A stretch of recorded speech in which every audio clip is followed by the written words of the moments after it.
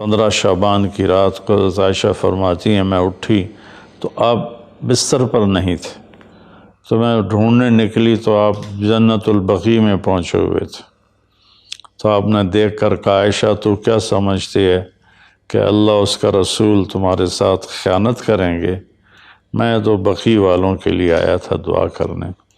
پھر آپ نے فرمایا آج کی رات وہ رات ہے جس میں اللہ تبارک و تعالی بنو کلب ایک قبیلہ ہے جن کے پاس بھیڑ بکریاں بہت زیادہ تھیں، کہا عائشہ جتنی بنو کلب کی بھیڑ بکریوں کے جسم پر بال ہیں ان بالوں کی تعداد کے برابر اللہ تعالیٰ اپنے بندوں کو مغفرت فرماتا ہے، جہنم سے خلاصی فرماتا ہے۔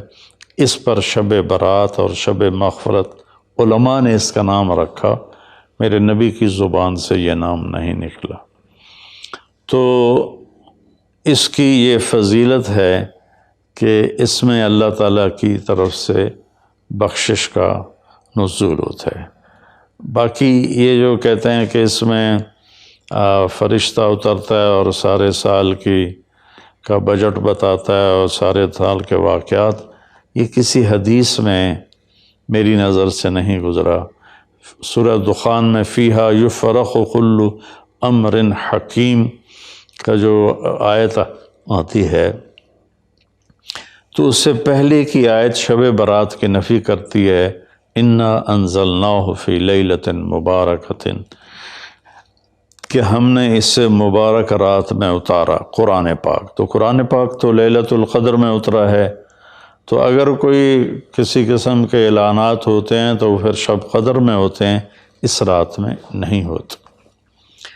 دوسرا یہ ہے کہ اس کے روزے اور بندگی کے بارے میں، شب قدر کی اللہ کے واسطے میری بات دھیان سے سنو، اللہ کی قسم کوئی خاص عبادت میرے نبی نے نہیں بتائی، لیلۃ القدر کی کوئی خاص عبادت میرے نبی نے نہیں فرمائی۔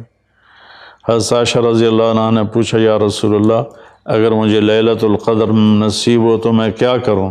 کہا یہ دعا پڑھو، اللہم انک عفو تحب العفو فاعف عنی، اللہ تو معاف کرنے والا ہے، معافی کو پسند فرماتا ہے، مجھے معاف فرما۔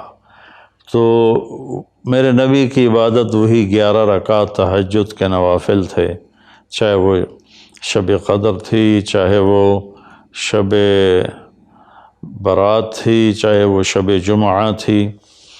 تو اب اس کے نام پر لوگوں نے کیا کیا خرافہ، چونکہ ہم قرآن اور حدیث سے نہیں جڑے، کتابیں لکھی ہوئی ہیں، کس نے لکھی، اس کی سند کیا ہے، اس کی تمیز ہی کوئی نہیں ہے، تو وہ پھر بہت ہی زیادہ 4 رکعت پڑھو، پہلی رکعت میں یہ پڑھو، دوسری میں یہ پڑھو، تیسری میں یہ، چوتھی میں یہ سب بدعات ہیں، ان کا کوئی تعلق نہیں میرے نبی کے کسی بھی فرمان سے۔ میرے نبی نے صرف عبادت کا فرمایا ہے، عبادت تو شب قدر میں بھی کوئی خاص عمل نہیں۔ اور دوسری بات یہ کہ اگر آپ نے عبادت کرنی ہے تو مسجد نہیں گھر، مسجد نہیں گھر، مسجد نہیں گھر۔ میرے نبی نفلی بندگی گھر میں ادا فرماتے تھے۔ اب شب برات میں صلاۃ تسبیح کی جماعت ہو رہی ہوتی ہے، یہ کتنی بڑی نادانی کی بات ہے۔ نفلوں کی تو جماعت ہی نہیں ہوتی، تو یہ صلاۃ تسبیح کی جماعت کروا رہے ہوتے ہیں۔ نفلی عبادات کے بارے میں اللہ کے نبی کا طریقہ گھر میں پڑھنا ہے، اور اللہ کی طرف سے بھی ہمیں جو اشارہ ملتا ہے فاذکر اسم ربک وتبتل الیہ تبتیلا، اپنے اللہ کو خوب یاد کریں اور لوگوں سے کٹ جائیں بالکل، اور سب سے کٹ کے آپ اپنے رب کو یاد کریں۔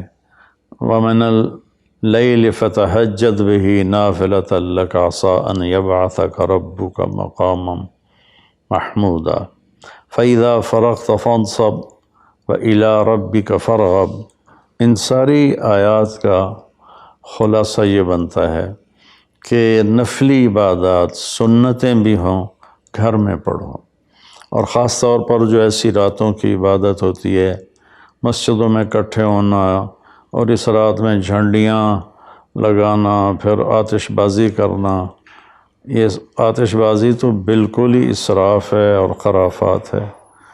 تو میری گزارش ہے کہ میرے نبی کی جو سنت ہے، آپ نفلی بندگی عبادات اپنے گھر میں فرمایا کرتے تھے۔ اس رات میں اگر آپ عبادت کرنا چاہتے ہیں، مسجد کی بجائے گھر کو مسجد بنائیں۔ وَجْعَلُوا بُيُوتَكُمْ قِبْلَةً وَأَقِيمُوا الصَّلَاةَ۔ اللہ نے بنی اسرائیل سے فرمایا اپنے گھروں کو مسجد بنا لو اور نمازیں قائم کرو۔ تو ہم بھی اپنے گھروں کو خالی نہ چھوڑیں، اس میں ساری فیملی اکٹھی ہو کے نوافل کا اہتمام کرے۔ مسجد فرائض کے لیے ہے اور نوافل کے لیے گھر ہیں۔ تو امید ہے میری اس بات پہ آپ غور فرمائیں گے، ناراض نہیں ہوں گے۔